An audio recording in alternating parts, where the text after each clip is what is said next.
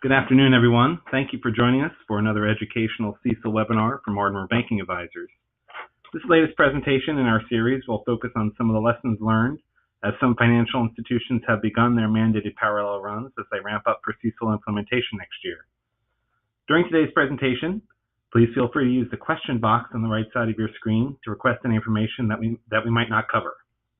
We will also try to leave some time at the end of the program to get to those questions.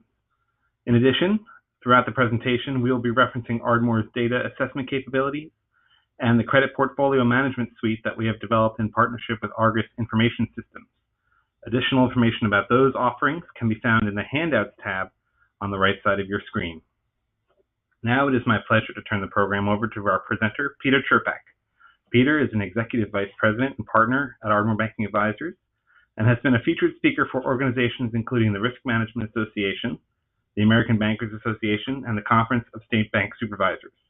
He has also been published in the American Banker, the RMA Journal, and other industry publications. Peter? Thanks, Matt, and thanks to all of you for attending. I can tell you I'm very excited about this presentation.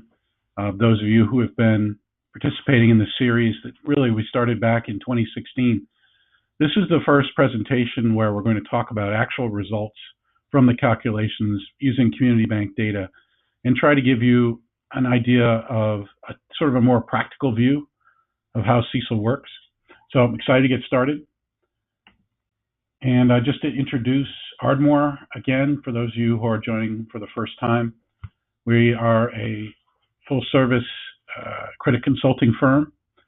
It means that we do things like help banks who are under agreements with the regulators, help banks who are trying to improve their credit risk practices. We also sell automation tools and do data assessments.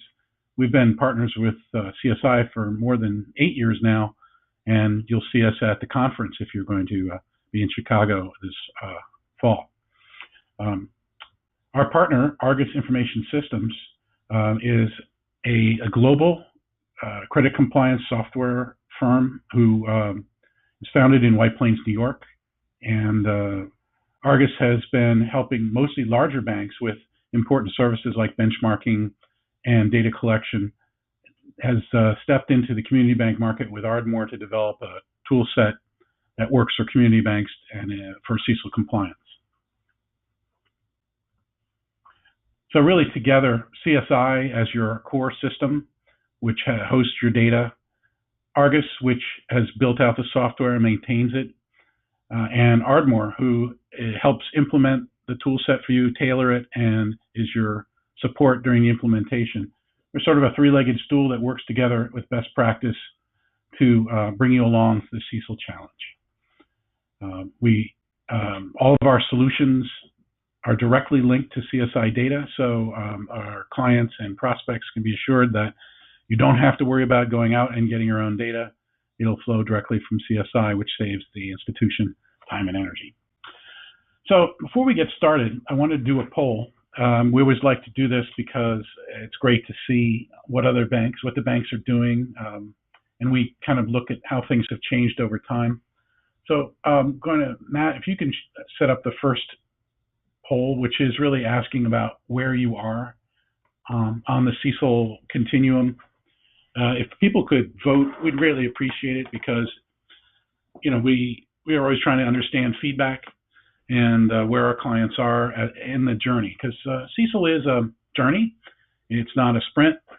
We've been at it since 2016, since the announcement of the standard and rule, and we know that almost all of the banks on the phone today are probably 2022 banks, and you know, you're in a certain point in your journey, and we always like to check in. So we'll wait another minute for you to anyone else who wants to just pop in and say where they are on their journey, and then we'll show you the results.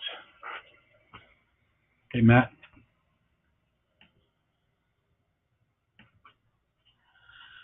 All right, you can see the results here that, you know, the majority of the banks who are listening today are in the planning phase, and there are a few who are working on their data collection as well, and some are looking at, you know, some choices of solutions, but looks like we're mostly in planning mode. So great, thank you for participating.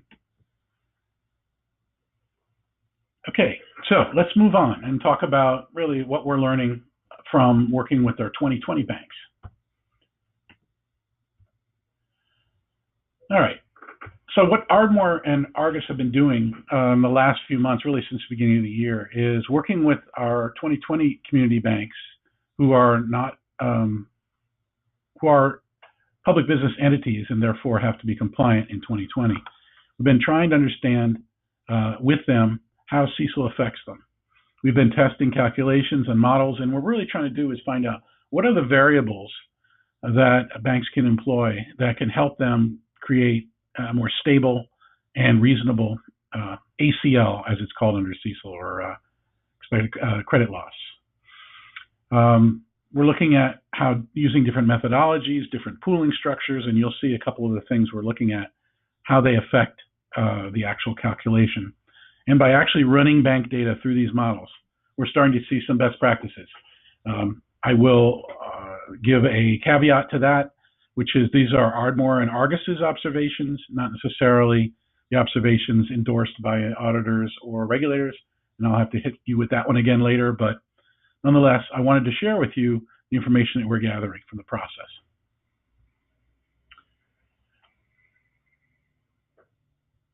Now, there are several methodologies, as you probably know, that are approved for CECL. There's not one endorsed method from the regulators or the auditors. You are told to select the best method for your portfolio. The most commonly used that we're seeing out in the market right now in the industry for community banks are vintage and cohort models because they're so similar to the models that you use today. Larger institutions are looking at more using probability of default, loss given default, and this kind of cash flow models. There is another model, the weighted average remaining maturity model, or WARM, which is also a selection that we're seeing in certain smaller community banks. The Fed in particular has been clear that they consider that a good starting point that's acceptable for a CECL calculation, though weighted average remaining maturity has been criticized strongly by industry groups like the American Bankers Association, and as well as some anecdotal comments we've heard from auditors and regulators saying that they didn't think it was really risk-based enough. So we're not going to talk about that methodology very much today. So as an overall view, and originally when I was kind of setting this up, I started talking about this as Q factors as being the most important thing. The qualitative factors, which are what are done today, are added to the actual calculation of losses. They make up today, for most community banks, anywhere from 70 to 90% of the actual reserve amount.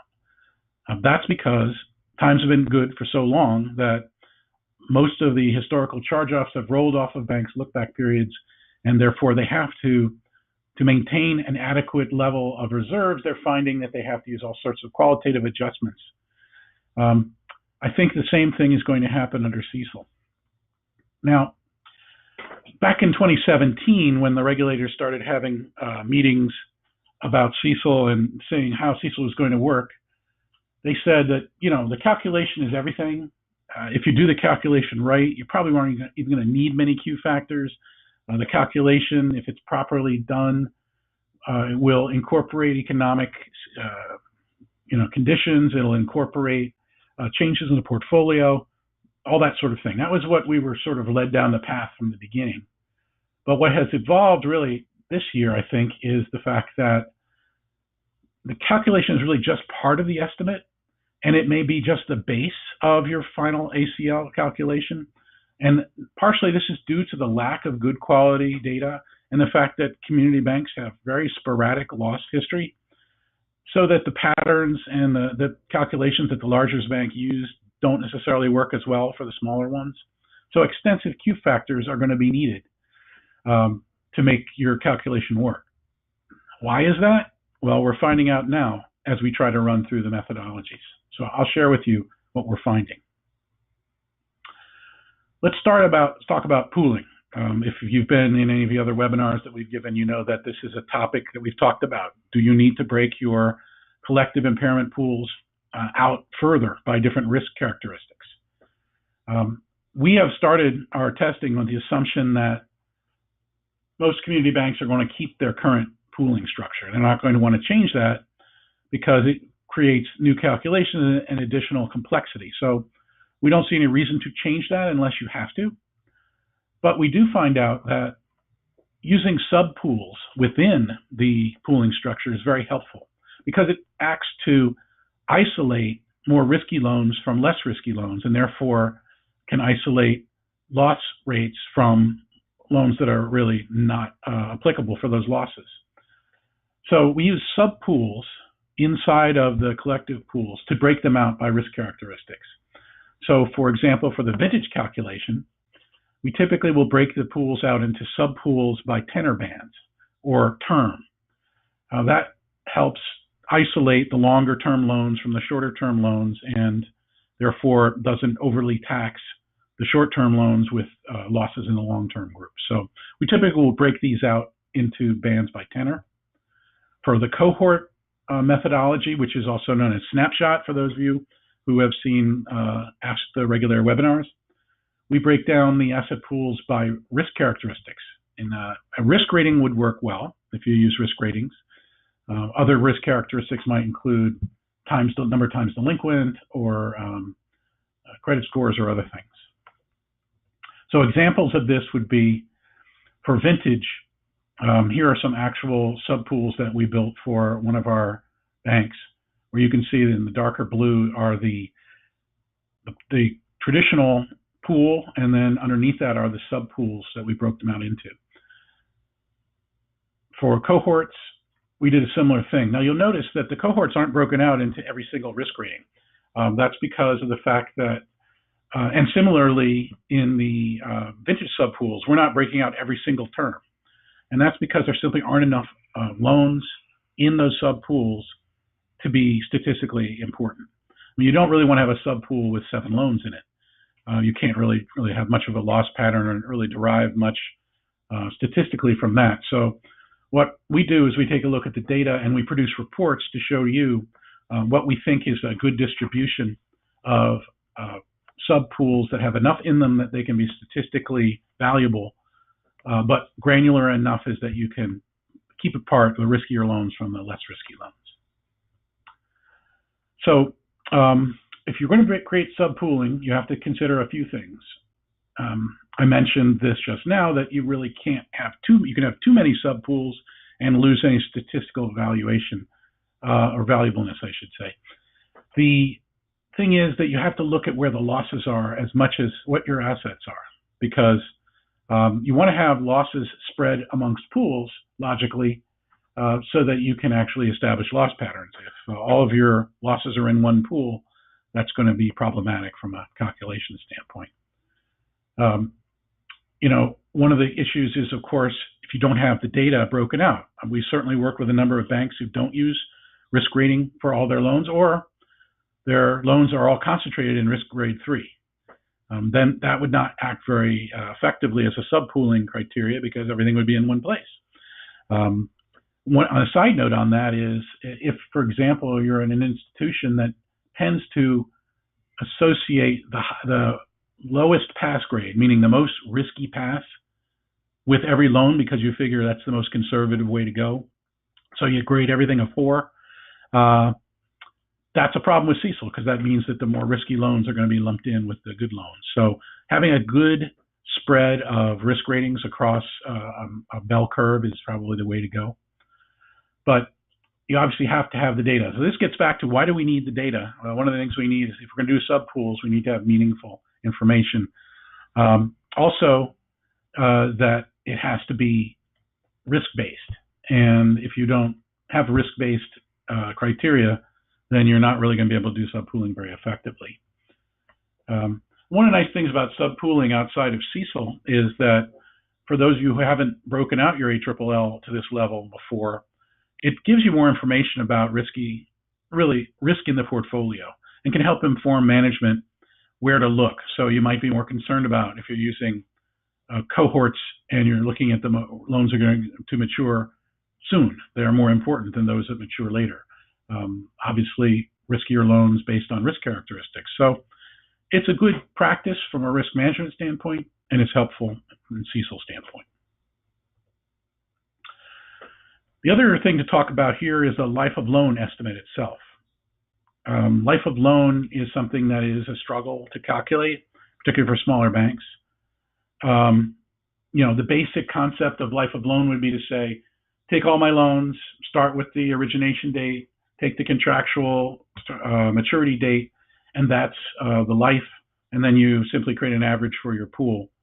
That would be one way to do it, but that's not the way you want to do it with CECL, because that's going to create the longest possible lives of loans.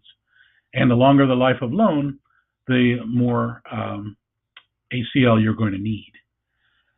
So, if you took it literally, you might say, well, I'm going to break into these subpools like I showed you in the other slide. And if I have any loan that lasts for the entire number of quarters for that subpool, then that's what my life of loan is. So if you have a 1 to 5 year pool, and you've got one 5-year loan in there, then you'd say, well, my life of loan is 5 years. However, what the regulators have suggested is in their Ask the Regulator webinars that an averaged life of loan is probably okay, because it's probably not material. If you have one loan that happens to be 5 years long, but the average maturity is 3, then the more reasonable life of loan is 3. So one of the things that you'll do is look at an average as opposed to really the longest in any one segment. And really key to the whole thing is calculating the impact of prepayments, renewals, and charge-offs on the contractual life of loan to create an actual life of loan. This is very important because it reduces the life of loan period, which therefore is going to reduce the amount of reserves required. So let's talk about that in a little more detail. How do you adjust the life of loan? Well, one easy way to do it, or easier way to do it, would be to get closed account data. So if you have all of your closed account data, you can actually look at the actual close date compared to the contractual maturity date and create an adjustment factor. You would have to, in this case, what you're looking at is how many loans closed and what was the actual term of closed loans. And one of the things that we've learned from this is there's a significant difference. For you, if you don't have closed loans, you can use your ALM prepayment percentage factor as probably an acceptable proxy for your own actual adjustment. The problem with using the ALM prepayment percentage is it is an approximated industry-wide calculation. If you're getting it from Regulators or wherever you might be getting it for your ALM. So it's not going to be as precise as doing your own comparison of when loans actually close to maturity. And also, a challenge may be that your ALM asset pools may not match your ALLL or CECL pools, in which case it could be hard to apply an ALM prepayment percentage. I know there's one concern the American Bankers Association has with using the prepayment percentage, which is that the ALM percentage is not audited typically. So it could be something that your auditor might object to. But somehow or other, coming up with an adjustment factor that reflects the actual life of loan is very important. We have found in all of the banks that we've done this for that it makes a big difference either in the total or the average life of loan. I'll give you an example. So in this table, you can see that we have an average life of loan in years, and we have a adjusted average life of loan. So the total, the far right column shows a total life of loan. So for example, the first example, 5+ family, 5+ up to 7 years. In this bank, there was one loan that made it to 7 years. However, the average life was really 1 year in that actual entire cohort of loans. So you can see it's a significant difference. There are a couple of examples where the average life of loans appears to be longer than the total life, and that would have to be if there were circumstances where losses occurred after the contractual term. But generally speaking, the average life of loan is that with the adjustment is going to be significantly less. Now, there are some considerations in this that you have to think about before we get any deeper into this kind of an adjustment process. Historical data. What is it good for?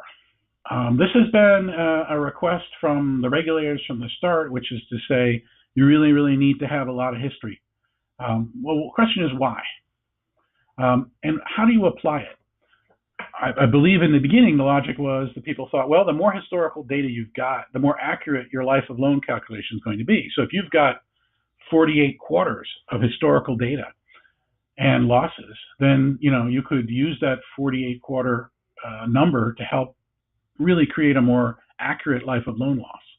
However, there's no recipe in CECL that says how many years back you have to look. There are various numbers that are bandied around. There is an example in CECL that talks about through the cycle loss information, but there really is no particular rule one way or the other. So questions about historical data is, how do using historical loss patterns help you predict future loss patterns? Particularly when you think about the fact that CECL is supposed to be countercyclical and future looking. So if you are doing a countercyclical future looking calculation using historical loss patterns, how do they actually help you do that? And what if economic times are different than the loss history that you're using to do your calculation? That could cause a conflict. So for example, if you use loss history that goes back through the cycle and you've got losses from 2010 showing up in your portfolio, which skew your loss rate, and you don't think that the conditions are anything like 2010 on the horizon, then why would you use that information? It would seem to be counterintuitive.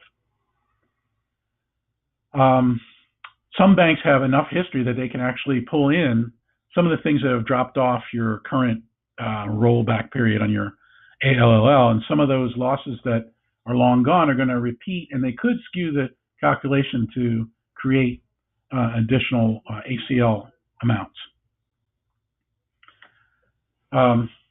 That's something that to be concerned about, and different methodologies are impacted differently by pulling in those far back historical losses. Again, think about the story that you're going to tell to your auditors and regulators about your calculation, why you would want to include historical losses like that or not. Let's go into that a little bit further. We know that most community banks, although certainly not all, had more significant losses in 2010 through 2013. The question is, how much does that matter now? If, for example, you decide to shorten your historical period of losses, you could, in theory, still have, let's say, 25 quarters of data, but those losses might be rolling off. So you have to consider that maybe you might want to shorten your data period for losses, because that way you don't have to pick up these extraordinary one-time losses from the economic downturn. Or conversely, you could lengthen the data period that you're assessing, and by lengthening the data period, and since you divide the loss across the periods, the averaging will bring down the loss rate. So as you can see, you can shorten it, you could lengthen it, you could also consider that perhaps you want to use a different point in time that's more relevant to the economic conditions that you project. Different methodologies are affected differently by these historic loan losses. The cohort methodology, if you're familiar with it, is basically called also the snapshot, where you're looking at a pool over time, and whatever is in the pool is the outstanding amount, is the divisor, and then losses in that pool, no matter when they originated, get divided out. Because they'll pick up losses regardless of when they're initiated or originated, this means that if you're doing a cohort methodology and you're starting, let's say, in 2012 with your calculation, any loans that originated in 26, 7, and 8 that failed will show up in the cohort and impact your ACL. Vintage only tracks losses that occur for the loans after the base origination period. So if you're starting with 2011 or 2012, then you're only going to pick up losses that happen to those loans in that pool. So it would behoove you to use vintage if, for example, you had a lot of losses and you want to start after that period, you don't want to pick them up.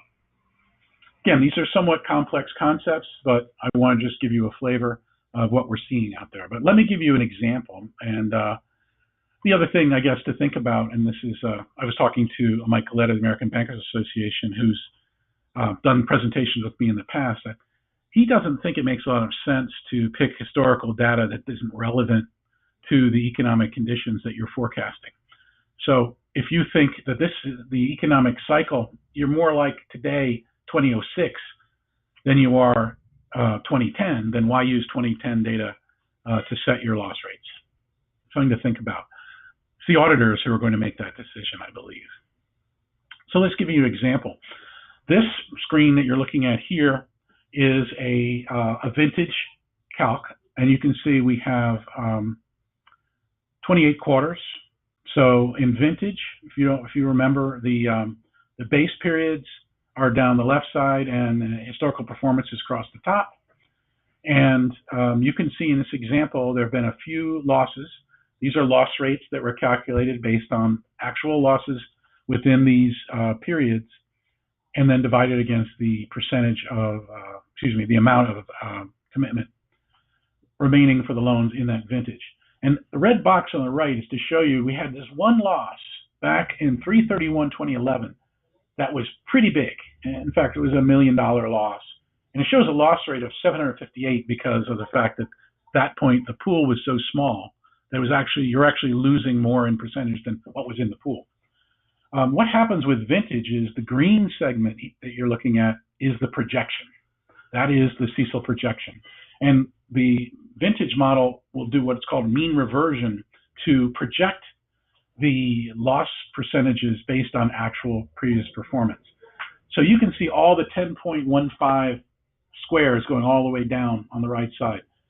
That's going to cost you some significant amount of reserves because of that one-time large loss being using mean reversion to spread it across the average remaining periods. Now, if you extended the period that you're working on, and you can add, see in the green box on the left, you add another 8 quarters. Now that 758% loss is spread over a longer period because you're averaging across all of the yellow quarters, and now it drops it down to a 7% loss. My point of illustrating this is not to tell you this is the way you should be managing your loan loss, but it is to say managing how you represent losses can make a big difference. And what we don't know yet is what is acceptable to the auditors. The regulators have made it clear that this is supposed to be flexible and scalable, and you're supposed to do what you think is best for your portfolio. But we don't know exactly whether the auditors will allow you to manipulate things like this or not, but it makes a big difference in the calculation. I'm showing you the white alligator here because there are very rare losses in portfolios for a lot of our smaller banks, like a white alligator. You rarely see them. And when you do, they're nasty. So, depending on what model you use, it can have different impact to these sporadic losses. Because cohort tends to average all losses, it can have a different impact than vintage, which basically, when you hit one loss in a pool that's large, like you saw in the last example, it can have a big impact. So if you have sporadic losses, sometimes vintage isn't the best way to go. Again, these old one-time charge-offs, will they be acceptable to be avoided either by manipulating the history that you're looking at, or would you Q factor them away based on what your changes are in the predicted economy? One of the things we've learned is that this problem does not show up in the larger banks because they have a lot more information, a lot more losses scattered about in different pools. So they don't see this impact of these gigantic individual sporadic losses. And this is one of the reasons why CECL doesn't work as well, in our view, for the smaller institution. It almost makes you wonder, are you being penalized for having losses way back in history and then bringing them back for your calculation? Do you want to Q factor your way out of those historical losses, explaining that they're not relevant? It really is, what will the auditors say? And that's something that for the smaller banks, we're just starting to be able to find out. Another important point to hit on is using recoveries. Now, most community banks retain their charge-off information in their core like CSI, but they also maintain them on spreadsheets. However, a lot of them do not retain their recoveries. And the recovery information might be on spreadsheets in finance or special assets. Some banks don't even record the recoveries as anything but a GL entry. So there's no transactional history for recoveries for those banks. This turns out to be a real detriment because CECL considers net charge-offs. And as you saw in that one example, one charge-off can have a huge impact. So if you've got recoveries that can mitigate that loss, that can make a big difference, particularly if you have very sporadic losses. So we highly recommend that you get transactional information so you can match up your recoveries with your losses. That can make a significant difference. I know that CSI has recently made some changes to generate recovery information. So if you're not putting recoveries into CSI because you didn't have any way to get them out, now you can. So that's a lot of detail. I'm going to recap the results, or basically the emerging best practices that we gave from what we just talked about, and then I'm going to talk about some of the solutions we have. So again, my caveat here is these are our observations. The folks from Argus, I have to really give them kudos for the extra effort they went through to go through all this data and determine the best ways to do things and help us do these best practice assessments. You know, it's not only software, it's the brain power that goes behind it. But these are our observations, and we recommend that anything that you do first be vetted through your own internal staff, and then look at people like your accountants, your regulators, your peers to see whether or not these things work best for you. As we continue to do more testing, I'll be sharing more of these best practices with you. But again, these are our observations only. Number one, if you're using asset-based or call code-based collective impairment pools, use subpooling. This is going to make it easier for you to isolate losses, but make sure that you have enough loans in each subpool to make it reasonable. If you use smaller institutions, you may not be able to do more than pass and everything else. That may not even work for you. So you may be looking at things that were times delinquent or not. But using subpools is going to help. If possible, calculate an actual life of loan using the close date compared to the contractual life of loan. And if you don't have the close date information or enough of it to be meaningful, then consider using ALM prepayment rates as a proxy for your adjustment for actual life of loan. Consider using aggregate average actual life of loan to shorten that life of loan lifespan. So don't just say, well, because I've got a 7-year loan in that, I'm going to use 7 years as my life when the average is really 1 or 2.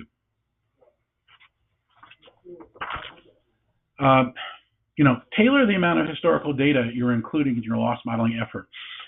This is still somewhat controversial in that no one has said that you can do that or not. However, if you take FASB's initial comments when introducing the standard and the regulators' comments during their recent webinars, they would tell you that this standard is meant to be flexible and scalable, and that if you're doing this sort of thing today, then you should be able to do it under CECL. So you might want to limit your historical data periods to avoid one-time irrelevant immaterial losses. You might want to consider lengthening the amount of data you have so that if you do have sporadic losses, you can average them over a longer period. Or you might want to consider using a life of loan time span of history that is similar to what you think the market cycle is. Again, the American Bankers Association believes very strongly that you should peg where you are in the market cycle to your loss patterns. Because again, if you think that this is like 2006 and 2007, that's the sort of loss rate information that you should be working with, and that's justifiable. Again, tailoring your loss history may not be considered something that the auditors will support. So this is an area that we're going to learn more about as we go. Incorporating recoveries into your sub-pool loss information, creating net losses is extremely valuable and can really bring down your ACL. For vintage models, be careful about including early losses due to the mean reversion, which creates the average loss rates that you saw in the example. There is another methodology that is allowed, which is called mirroring, where they take losses that began in the beginning of the loan and mirror them at the end of the loan, representing the two tails on the bell curve. That would also be a problem if you had losses early on in the process. If you have long lifespan pools, sub-pools, that maybe a 25-year pool, if you use the cohort, you're going to pick up losses regardless of when they originated in the life of loan. So vintage might be a better selection for that. And, one of the best practices we're starting to see, and this comes back to my original discussion about Q factors, is that the loss estimate calculation is not the answer alone. The loss estimate calculation is a base for your CECL estimate, but you probably need to Q factor your way to more correct and justifiable results that you're more comfortable with, which means that the Q factor process is going to become more and more important. And our future educational sessions, we're going to really get into Q factors and how they work and what you can do with them. That will be the topic that I'll be addressing in early September at the CSI conference in Chicago. So where are you in this whole journey? There are now three groups of banks. There are PBEs, there are non-PBEs that are SEC filers, and there are non-PBEs. PBE is the public business entity. So the PBEs, and the ones on the bottom, are the ones that are going live in 2020. So their first, if you're a fiscal year end of December, your first reporting period would be March 2020. For non-PBE SEC filers, it's 2021, and for non-PBEs, it's 2022. So there are various activities on the journey that we've been talking about in our webinars over this period of time, and depending on what kind of bank you are, you're going to be doing different things at different times. So at this point, obviously, if you're a PBE, you should be in parallel. That's what the regulators are saying. That's what the auditors are saying. You should be testing out the calculations and the different methodologies and figuring out what works best. If you're a 2022 bank, then really you should be looking at your data. Do you have enough information? Do you have enough loss information? Do you have enough risk type information to actually create loss patterns and justification for different things like not only the calculations but the Q factors? Do you have a project plan in place? Our last webinar, if you haven't seen it, you can see it on our website, talks about the project plan. And are you looking at the different models and trying to figure out what you want to do, buy or build? You'll notice is this a two-step transition on the right because of the fact that, there are some banks who are thinking, well, I'm going to do whatever is easiest that I can get by the regulators and the auditors for my first CECL attempt, and then I'll convert over to a more risk-based model as I have to. That's certainly an option. We don't recommend that option because of the fact that we think that means you're going to have to do the work twice and probably go back and redo a lot of what you've done. But that's really up to the bank, the business decision that you have to make. Do you have a formal CECL plan? We noticed that 54% of the attendees said they were in planning. How are you going to get from May 2019 to March 2022? Some things to think about there. We always like to start with the two ends. Okay, we know we want to get to compliance on 2022, and we know where we are today. So, what are some milestones that you might want to build for your plan? The first would be obviously your CECL committee and your project resources. Then you would really start looking at data and looking at sub-pooling capabilities. What data do you have? Our solutions, both the bootcamp and the CPM suite, come with a series of reports that show you this kind of data so that you don't have to go through and get somebody to crunch all these numbers down, because we'll actually provide you with reports that show you things like, do you have the data? Is there segmentation? How does it break apart? Do you have, what can you use? Can you use risk rating? Should you use delinquency? What are the different things you could use? A lot of that is in the reporting and analysis. Then you have to make decisions about whether you're going to try to build your own solution or buy one or do some hybrid, and then try the different methodologies. Then those probably, when you get to 5 and 6, you're looking at doing this in 2020, and then getting to the end and doing the parallel in 2021. So some things that 2022 banks might be doing this year would be looking at these sort of issues, which we talked about today. Before I wrap up, I want to do another poll with you, because we always try to get an idea about what your concerns are, or all of our institutions' concerns are about CECL. So I'm going to ask Matt to bring up another poll, and I appreciate your participation in that. You can check off as many as appropriate, but what we're asking you here is, what are you concerned about? What do you think is the biggest concern that you've got about CECL?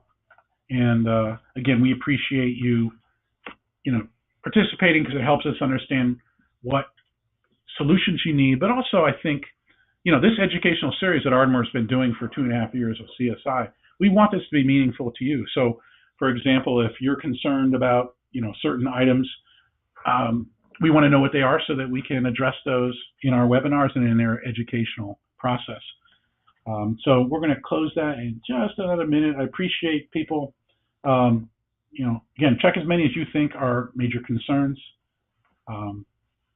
And we're almost done here, so we're going to close it out in just a few seconds. Thanks again. Appreciate you participating. Okay, good, Matt. So we'll show you the results, and you can see that the biggest concern we have is really trying to come up with resources to do this CECL thing. Smaller institutions, you're running lean as possible. You don't have a lot of extra resources available to suddenly throw a whole project like CECL onto. That's why we partner with the institutions like you to do that with you and help guide you through the process. But it is a significant concern, and I know the regulators and the auditors are aware of it. Also, I can see that the cost is a significant concern. We understand that as well. So thank you for participating. So I'd like to close out with just sharing with you some of the solutions that we have, and then I'll take any questions that have come on the question box, or if you wish to ask anything. How can we help you get through this journey? Ardmore has a CECL readiness data assessment service that we can do. Because of the fact we're hooked in directly with CSI, with your authorization, they will send us a file. We've already identified all the data items we believe is needed for CECL. We will run our reports and our analysis, and then we will send it back to you and tell you what we think you need to do to prepare your data for CECL. So that's a standalone service that you can do. Our software solutions, the Argus solution set, always starts with CSI data, as I mentioned, that is securely transferred each month end directly to the Argus hosted bank data mart. That data mart becomes your historical record that you'll use for CECL calculations, and it's secure and auditable. Ardmore will do an assessment of that as part of the solutions that you buy. So if you don't buy it standalone and you want to buy the software solutions, Ardmore will do the same data assessment service. Then you have a choice. And what we've tried to do is tailor our solutions to institutions that are on various paths. It may make no sense to you to invest in a full software solution right now. Here in 2019, you may say, well, I don't know whether I'll need one.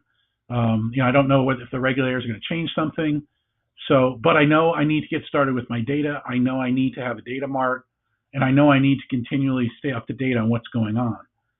For those institutions, we have the boot camp. The boot camp is something that Argus built out, and it's a great way to stay on top of what's going on with CECL because it contains an entire repository of CECL resources, white papers, presentations like this that are pre-recorded. You also, not only do you have your data being saved in the data mart, but we create these monthly credit quality reports to show you information that will be helpful when you do your subpooling, as well as any kind of data remediation efforts that you're doing. For those banks that want a full software solution, you could automate your current ALLL. You can do an analytical reporting. You can run parallel. You can buy the CPM suite, which includes all of these different options. It also leverages the data for other things. You could do your current ALLL. You could purchase the stress testing module, which is an optional thing. You can also generate concentration reports and analytics out of that database. Our logic there is if you're going to go through the effort of CECL, why not use that data as many times as possible? So these are the alternatives we have. The CPM suite is a workflow-based tool set. You can see an example here of a dashboard where we might start an ALLL cycle, go through review, make adjustments, run the calculations, such as we offer all the major methodologies for CECL, and close the cycle. So we can support vintage, which we just showed you some screenshots from our application. We can support the cohort or snapshot, which we talked about as another alternative. And again, you'll notice the difference on the left, on the upper left. The vintage is based on the idea that you have an origination-based quarter, and then you follow the history across time, creating loss rates based on, just dividing the advanced amount by the losses, and then you can see on the far right column N, that's where you get your totals, and then that 4-quarter gray in the center, that's your projection period. This would be where you might add, projection information based on the reversion technique and or economic information, which is available through the application itself. Or you might just replace all that with Q factors, that bottom green part. In the cohort, you'll see more of this stair-step methodology because we're looking at originations that's at different times. So it's for the life of loan, and we usually in the cohort, again, when you have a loss, that loss perpetuates until the either is recovered or the pool closes. But you can see the sub-pools in this example where we have the moderate, average, watch, special mention. This would be an example of a larger institution that has enough data that they can break it out into 5 sub-pools. And the other example we showed you earlier, we only had 3, which was average loss, special mention, and superior. And we do also support weighted average remaining or residual maturity. This is like I said, the somewhat controversial non-risk-based methodology where you're essentially projecting runoff of the portfolio by pool and then calculating loss rates for each period and then adding them up. Not really particularly effective and not particularly risk-based, but we do have that alternative. So for example, if you're an institution who says, I don't know what I'm going to do, maybe I'll start with weighted average remaining maturity, but it would be great if I had a platform that was flexible enough that I could then try the others. And if my auditor and my regulator don't like that, I can flip over and use cohort, snapshot, or vintage. So flexibility is important and being able to support multiple methodologies. We know there are other tool sets available to you out there. There are a lot of them, but we think being flexible is key because, as you know, not only are best practices evolving, as we discussed today, but also the regulators and auditors are opining. And when they opine, you have to listen. Just some examples of some reporting.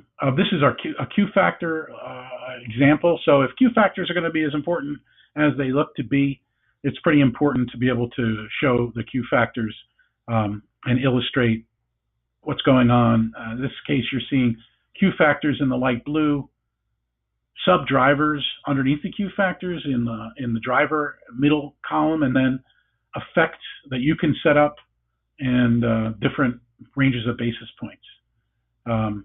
Economic indicators can be part of this as well. And we also obviously have full sets of reports. Operational reporting, all these reports are things I think most banks would rather have created coming right out of a system than doing it by hand in Excel. Not only do the auditors prefer it that way, but we talked about their biggest concern being time. It'd be a great time saver for you. We have calculation support, so here's where we'll show you actual life of loan, adjusted life of loan. All these things will be calculated for you in reports. And we even have Q factor support, where if you're going to create Q factors and they're going to be a major impact on your ACL, you really need to be able to illustrate pretty effectively with your data why these Q factors are effective. So this is an example of that. So that was really what I wanted to cover today. I know it's a lot to sink in.